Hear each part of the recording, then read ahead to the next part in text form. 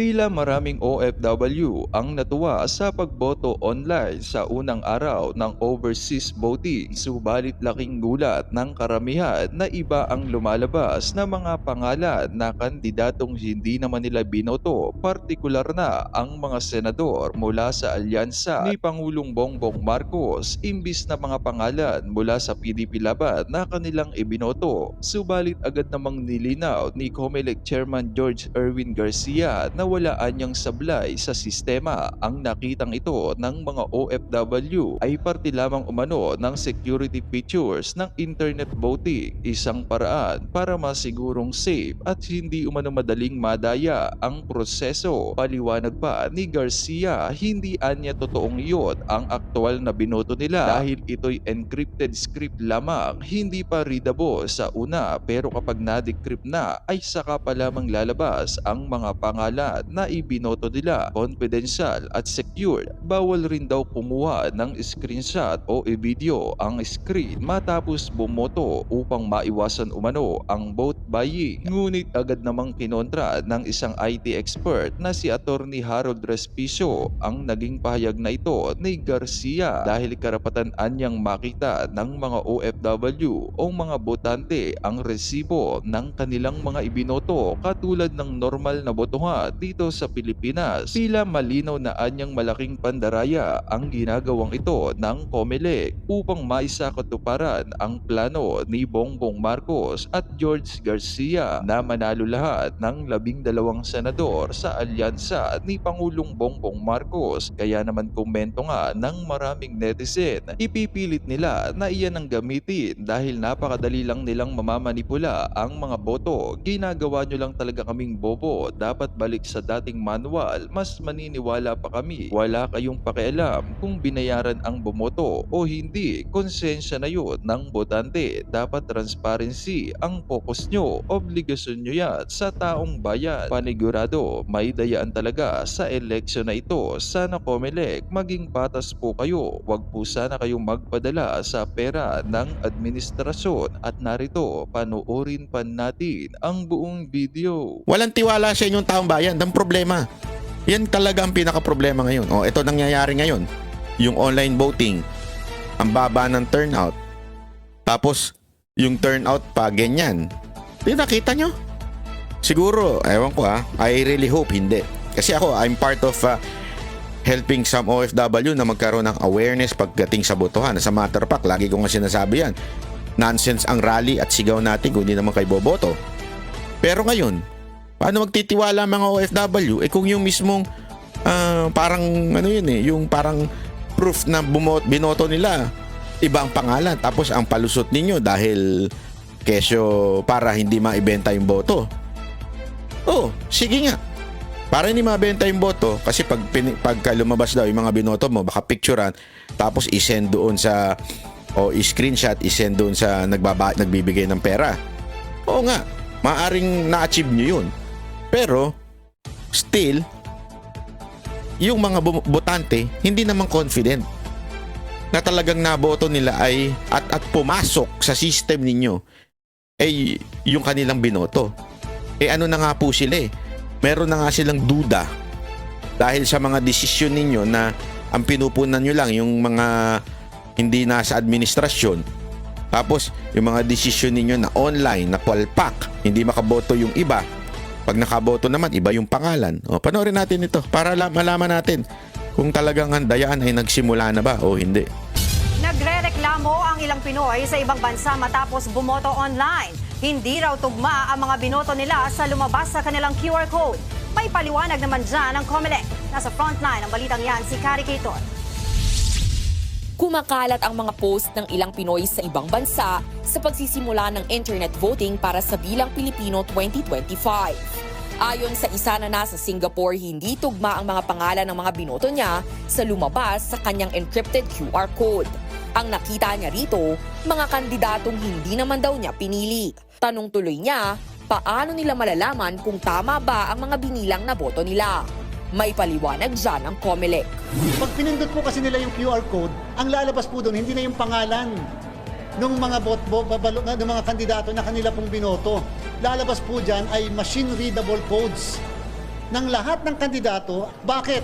Hindi po talaga namin bibigay yung mismong pangalan pagkatapos ma-cast kasi pwedeng gamitin sa vote buying. Alam mo, sana in-explain nyo yan nung una. Hindi kasi klaro eh. At saka sana walang pangalan. Ang daming question eh. Una-una, kaduda-duda na nga yung online. Ibig sabihin, dun pa lang sa pag-online, marami na sa ating mga kababayang OFW, medyo nagdududa na. Kasi alam naman natin, ang dali mahak sa Pilipinas. Yun yung mga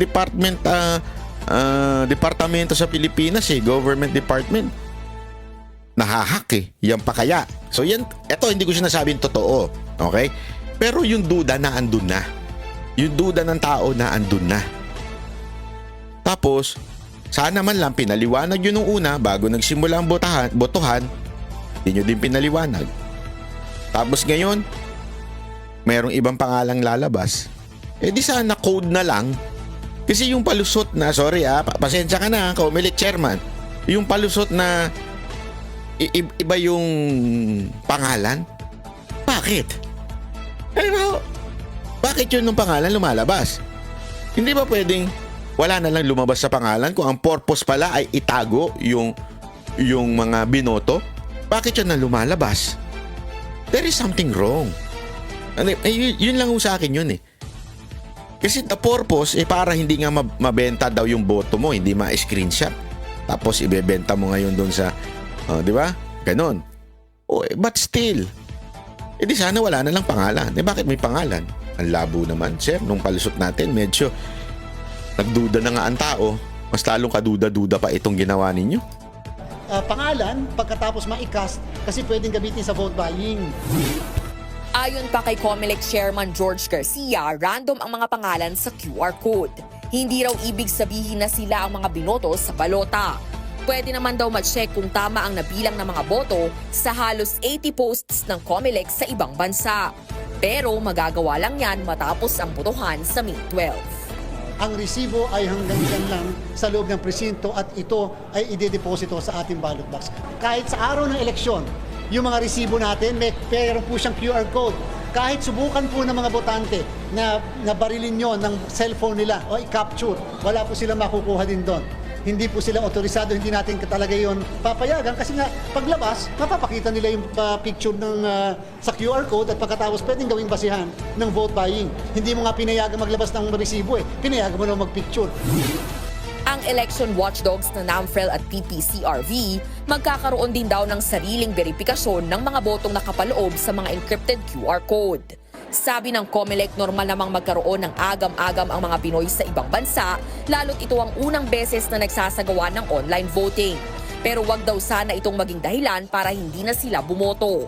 Inaasahan ng Comelec na hindi bababa sa 55% ng 1.2 million registered overseas voters ang mga boboto ngayong taon. Pero sa kasalukuyan, nasa 55,000 pa lang ang nag-enroll sa internet voting. Paano nga kasi? Ay nako, ewan ko sorry pero medyo palpak talaga Mas lalo tuloy kaduda-duda talaga yung ginawa ninyo Solusyonan nyo yan. Dapat nung una pa lang talagang itinuro nyo na maayos. Wala akong narinig na OFW na nagsasabing maayos yung botohan ngayon. Lagi, madaming nagrereklamo sa akin. Sabi ko nga, anong gagawin ko? Hindi man ako parte ng Comelec. Sorry ang daming nagrereklamo sa akin Wala man ako magawa. Hindi naman ako parte ng Comelec. Hindi man lang pinaliwanag ng Comelec. Wala talaga. Hinikayat din ng palasyo ang mga OFW na makiisa sa botohan. Po ay karapatan po talaga nila. Bakit ba tinatanong yan si attorney?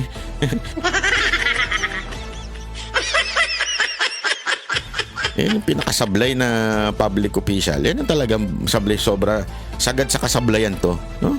Yung mga sagot niya, pantanga lang Sorry pero that's the truth. Papakita ang kanilang boses. Bumoto po kayo ng nararapat. Bumoto po mula sa puso. Huwag pong bumoto dahil lamang sa bulong o dahil kayo'y nabayaran. Kundi iboto niyo po ang mga taong nararapat. Nagbabalik. Ang sagot niya, pang simple, no? Hindi mo maintindihan na naging abogado, no?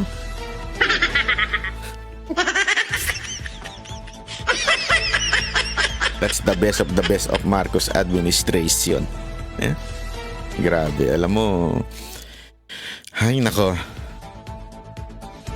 Pero mga kababayan, bumoto pa rin kayo mga OFW. Kahit ganyan, boto pa rin kayo. Kahit na nakaka-frustrate tong ginawa ng Comelec, bumoto pa rin kayo. Kasi sayang ang laway natin pag di kayo bumoto. Yeah. Hindi naman siya ng tiwala na lang talaga sa Diyos kung yung boto nyo Kasi malalaman naman yan mga kababayan. May voters turnout yan yung mga OFW kung sino binoto ninyo. Ang problema kasi dito, yung sinasabi nilang malalaman mo after the election na, doon pa magkakaalaman. Pero kasi ang sinasabi ko nga paulit-ulit, yung bagang duda. Sana natanggal nung una kung naipaliwanag nung una. Pangalawa, kung sana walang pangalan, di sana walang duda. I mean, if you want code, why not code ang inilagay? Bakit pangalan ng kandidato? Don't tell me hindi pwedeng gawa ng paraan yun. Di ba? Pwedeng gawa ng paraan yun. Pero bakit yun? Bakit yun ang nailagay? Mali eh. Mali talaga eh. So lalo tuloy kasi yun na dapat sana naunawaan ng Comelec na yun dapat ang tanggalin. Kasi nagduda na nga dun sa online. Marami nang nagrereklamo sa online. Bakit hindi kayo nakikinig? Tapos meron pang ganito. Kita niyo yung voters turnout ngayon. Ang baba, sobrang baba. Kasi nga yung duda nandun. Sana tinanggal nyo. Yun ay trabaho ninyo. Diba? Yun lang naman po sa akin. Hindi naman ako OFW. Sa Pilipinas pa rin ako boboto. Pero yung duda kasi, yung duda ho sa mga kababayan natin, yun ang dapat mawala. Pagka ganyan, gambante, kudasay na lang ang masasabi ko dyan. Huh? Kaya talaga. Anyway, maraming salamat. Sana lang i-share nyo itong video na ito para patuloy po tayo may pamahagi ang mga katotohanan. Alam nyo, sa panahon ngayon, social media na lang talaga ang kakampi ninyo. Marami pa nga sa social media, ang bilis maganon eh.